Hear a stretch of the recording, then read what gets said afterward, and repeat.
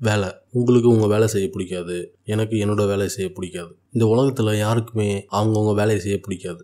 அவங்கவுங்க வேலைன்னு இல்லை, யாருக்குமே எந்த வேலையுமே செய்ய பிடிக்காது. இதை ஒத்துக்கிறதுல சில பேருக்கு தயக்கம் இருக்கலாம். ஆனால் வேலை செய்யாமையே வசதியாக வாழ முடியும் அப்படின்னு யாராவது ஒருத்தர் உங்களுக்கு ஆப்ஷன் கொடுத்தாங்கன்னா, அவர் எவ்வளோ பெரிய சின்சியரான ஒர்க்கராக இருந்தாலும் அந்த ஈஸி ஆப்ஷனை எடுத்துப்பாரே தவிர, இல்லை நான் போய் வேலை செய்கிறேன், எனக்கு வேலை செய்ய பிடிக்கும் அப்படின்னு யாரும் போகிறதில்ல. இந்த வேலைன்னு வரும்போது எது நமக்கு ரொம்ப ப்ரெஷராக இருக்குதுன்னு யோசிச்சு பார்த்தா, இந்த வேலை இருக்குது, இந்த வேலையை செய்யணும் அப்படின்னு நம்மக்கிட்ட ஒரு வேலையை கொடுத்து அந்த வேலையை நம்ம செஞ்சிட்ருக்கோன்னு வச்சுக்கோங்களேன். அந்த ப்ராசஸில் நமக்கு எந்த பிரச்சனையுமே இல்லை. நம்ம அமைதியாக அந்த வேலையை பார்த்துக்கிட்டு இருப்போம்.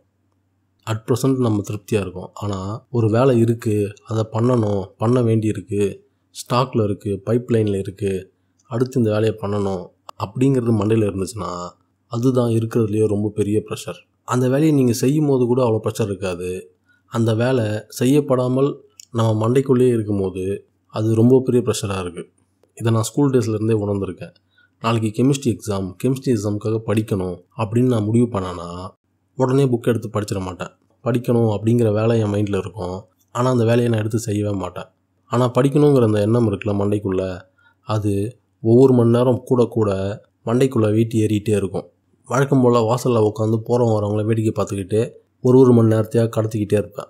இப்படி ஒவ்வொரு நேரமாக கடத்திக்கிட்டே இருக்கும்போது கெமிஸ்ட்ரியில் இருக்கிற அந்த 6 சாப்டருங்கிறது அப்படியே இருக்கும்.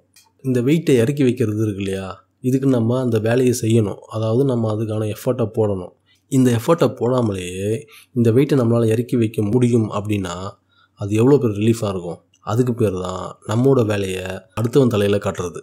இந்த அடுத்தவன் தலையில் கட்டுறது அப்படிங்கிற விஷயத்த நான் ரொம்ப லேட்டாக தான் புரிஞ்சுக்கிட்டேன். உதாரணத்துக்கு நான் சின்ன வயசில் ரொம்ப சூப்பராக வரையலைனாலும் ஓரளவுக்கு சுமாராக வரைவேன்.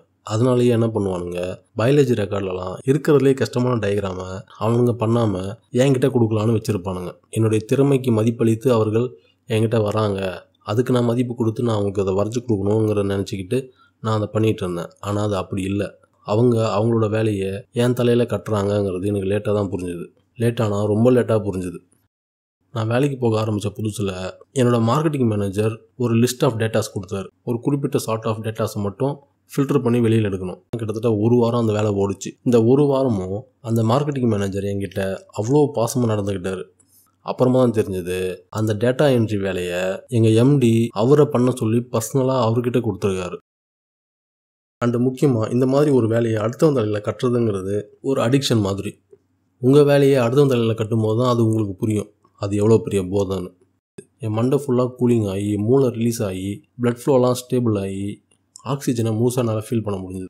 அப்படி ஒரு ரிலீஃபை கொடுக்குதுன்னா நான் எவ்வளோ கஷ்டப்பட்டாவது என்னோடய வேலையை நான் அடுத்தவன் தலையில் கட்டிடுவேன் வாய்ப்பு கிடைச்சா. இப்படி ஒரு அன்ரியலிஸ்டிக் எக்ஸ்ட்ரெஸை நீங்கள் ஃபீல் பண்ணணுன்னா உங்கள் வேலையை நீங்கள் அடுத்தவன் தலையில் கட்டி பாருங்கள். இதனுடைய எக்ஸ்பர்ட் ஸ்டேஜ் தான் ஓசிலேயே ஓபி அடிக்கிறது. இப்போ நீங்கள் என்ன பண்ணுறீங்க, வீடியோவை லைக் பண்ணிவிட்டு கமெண்ட் பண்ணிவிட்டு ஷேர் பண்ணிவிட்டு போங்க. இது ஏன் வேலை கிடையாது. இதையும் அடுத்தவன் தலையில் கட்டலான்னு பார்க்காதீங்க.